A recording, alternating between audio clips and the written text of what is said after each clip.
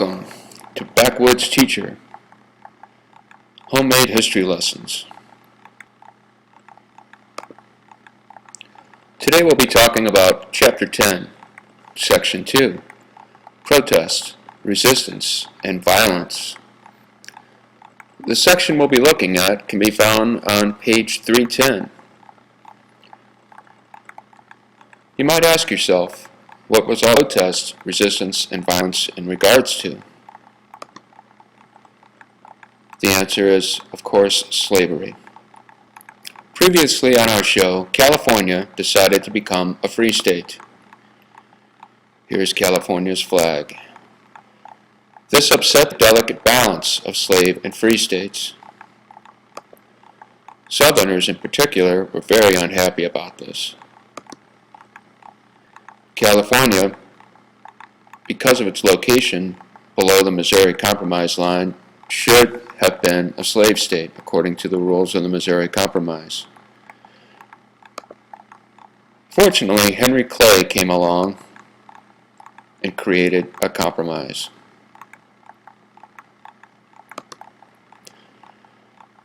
Clay's Compromise, more properly known as the Compromise of 1850, had the following terms. California was accepted into the Union as a free state. Texas, which claimed New Mexico, was paid for that territory. New Mexico, in turn, was given the right to vote on slavery, to decide whether or not it wanted slavery. Kansas and Nebraska were territories at this time, and they were allowed to decide on slavery by popular sovereignty. This idea comes from this chap right here, Stephen Douglas of Illinois.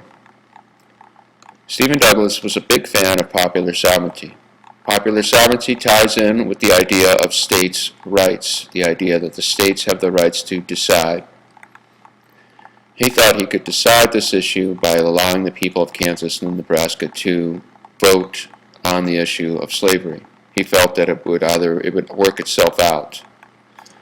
The problem was that as people began to vote, this is going to lead to many acts of violence. Right now, I'm just giving you some notes to help you to connect the acts of violence to the part of the compromise. In this case, Kansas is known during this time as Bleeding Kansas. The sack of Lawrence occurs in the state of what becomes the state of Kansas. The Potawatomi Massacre and the Lecompton Constitution, which itself isn't all that bloody, but it leads to some violence, and of course, Bloody Sumner. Finally, the Fugitive Slave Act was already in place, but now the North agreed that it would enforce this act. However, this increased enforcement is going to lead to protest. Many Northerners become abolitionists. This is a big word for anti-slavery. It just means they wanted to abolish slavery. One example of this would be Harriet Beecher Stowe, who wrote the book Uncle Tom's Cabin. As this book was published and more people in the North read it, more people came to see slavery for the inhuman act that it was. Also, people in the North began to create laws known as personal liberty laws. These laws were basically the opposites. They were counters to the Fugitive Slave Act. There were acts of violence, specifically by radicals such as John Brown. There were acts of resistance. A specific example of that would be Harriet Tubman and the Underground Railroad. Okay, up next we're going to write down the activities for today that you will start on after you read. The first thing that we will do is take a look at some of the people who are examples of resistance, violence, or protest in regards to slavery. The first person is Harriet Tubman, the second is John Brown, the third is Preston Brooks, and the fourth is Harriet Beecher Stowe. What I would like you to do is write at least one complete sentence that explains how they were involved in either protest, resistance, or violence. Let's take a look at Harriet Beecher Stowe as an example. If you're reading through the text, the first thing you might notice is she wrote a book. That's nice. We need to know a little more, so let's make this sentence a little bit longer. She wrote a book, and it told about how hard life was for slaves.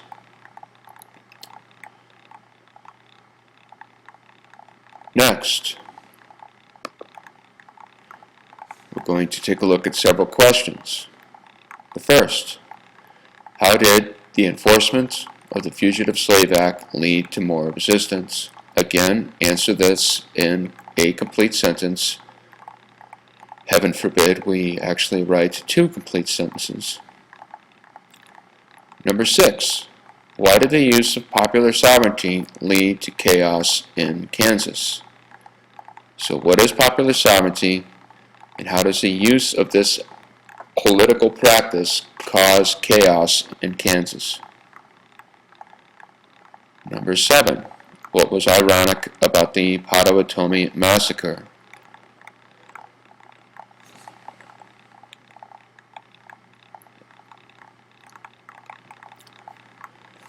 Here are some additional questions. Number 8, how would Uncle Tom's Cabin influence Northern readers? So how would the contents of that story influence Northern readers? Number 9, how about Southern readers? How might they react to the book? And number 10, create a 2-line news report about the Brooks and Sumner conflict. So you need to take a moment and read about it. It's found in the pages in this section.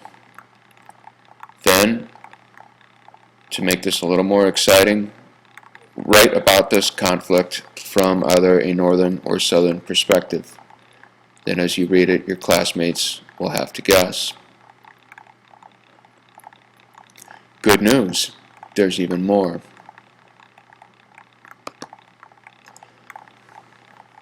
Okay, we have some fill in the blank. Number 11, 12, 13, 14, and 15. If you notice, your teacher is doing that awful thing again where you have 5 questions, 6 options. Oh my goodness. Here are your options. Underground Railroad, Personal Liberty Laws, Uncle Tom's Cabin, Kansas-Nebraska Act, Whiny Sophomores, Maggie's Angry Sister.